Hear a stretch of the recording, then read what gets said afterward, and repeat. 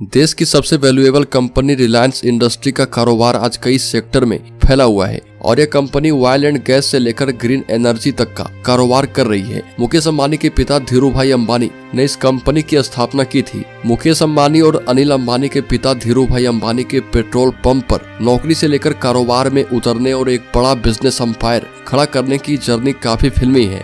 धीरूभाई अंबानी का जन्म 28 दिसंबर 1932 को सौराष्ट्र के जूनागढ़ जिले में हुआ था, जो कि गुजरात में पड़ता है। उनके पिता एक टीचर थे जिनके घर की आर्थिक हालत ठीक नहीं थी। ऐसे में घर को फाइनेंशियली हेल्प करने के लिए धीरूभाई अंबानी ने 10वीं की पढ़ाई के बाद ही छोटे मोटे काम करके पैसे कमाने शुरू कर दिए थे और अपने पिता के कामों में भी हाथ बटाते थे। उनकी शुरुआती कमाई बेहद ही कम थी और जब पढ़ाई में उनका मन नहीं लगा तो महज 17 साल की उम्र में धीरूभाई अंबानी ने पैसे कमाने के लिए साल 1949 में वह देश के बाहर चले गए। धीरूभाई अंबानी अपने भाई रमनीक लाल के पास यमन चले गए थे। यमन जाकर उन्होंने एक पेट्रोल पंप पर नौकरी की और यहाँ उन्हें 300 रुपए तनख्वाह मिलती थी। उनके काम से खुश होकर कंपनी ने उन्हें पेट्रोल पंप का मैनेजर बना दिया। धीरूभाई अंबानी पेट्रोल पंप पर काम करने के दौरान ही कुछ बड़ा करने के बारे में सोचते रहते थे और इसके ठीक 5 साल के बाद उन्होंने 1954 में भारत वापसी कर ली और कुछ दिन तक वो घर में ही रहे और बाद में सिर्फ 500 रुपए लेकर मुंबई चले गए और मुंबई में उन्होंने हर मार्केट का दौरा किया। उन्हें देखा, परखा और समझा।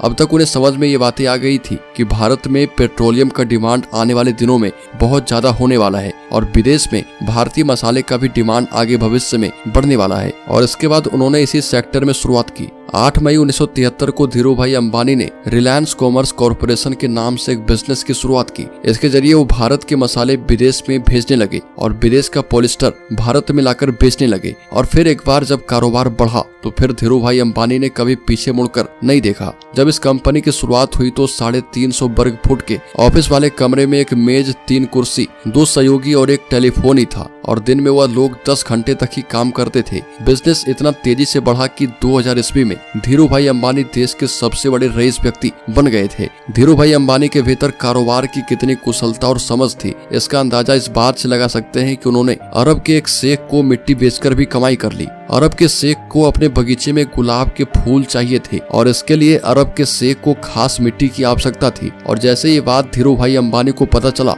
उन्होंने अरब के शेख के लिए भारत से मिट्टी भिजवा दी और इसके बदले शेख ने उन्हें मुंह मांगी कीमत दी। धीरूभाई ने अब मसाले के बाद टेक्सटाइल का कारोबार भी शुरू किया था और उन्होंने पॉलिस्टर के निर्यात काफी ज्यादा किए और सबसे पहला ब्रांड बिमल लॉन्च किया था। कारोबार के शुरुआती दौर में धीरूभाई अंबानी को 14 से 15 घंटे काम करना पड़ता था, लेकिन जितना भी वक्त मिलता था वह परिवार के साथ जरूर बिताते थे। धीरूभाई अंबानी को ना ही पार्टी करना पसंद था और ना ही किसी के साथ घूमना फिरना। काम के बाद का सारा वक्त वो परिवार को ही देते थे। उन्होंने अपनी कंपनी का नाम भी 3 बार बदला और साल 1977 में जाकर अंतिम तौर पर रिलायंस इंडस्ट्रीज इसका नाम रखा। साल 1977 में उन्होंने भारत का पहला IPO लाने का भी फैसला किया। धीरूभाई अंबानी रिस्क लेने में काफी माहिर थे। मजबूत व्यक्तित्व वाले धीरूभाई अंबानी पैसे से पैसा बनाना जानते थे। शेयर बाजार की उन्हें अच्छी समझ थी। रिलायंस पहली ऐसी कंपनी थी जिसकी एनुअल मीटिंग के लिए धीरूभाई अंबानी स्टेडियम को ही बुक कर लेते थे और धीरूभाई के भरोसे और उनके दम पर कंपनी लगातार बढ़ रही थी। हालांकि 6 जुलाई 2002 को उनका आकस्मिक निधन हो गया। उनके जाने के बाद मुकेश अंबानी और अनिल अंबानी में रिलायंस इंडस्ट्रीज का बंटवारा हो गया और धीरूभाई अंबानी के इतने बड़े साम्राज्य को आपस में बांटने को लेकर विवाद भी हुआ। हालांकि आज अनिल अंबानी को बहुत पीछे छोड़ते हुए मुकेश अंबानी ने धीरूभाई अंबानी के सपनों को साकार करने का काम किया है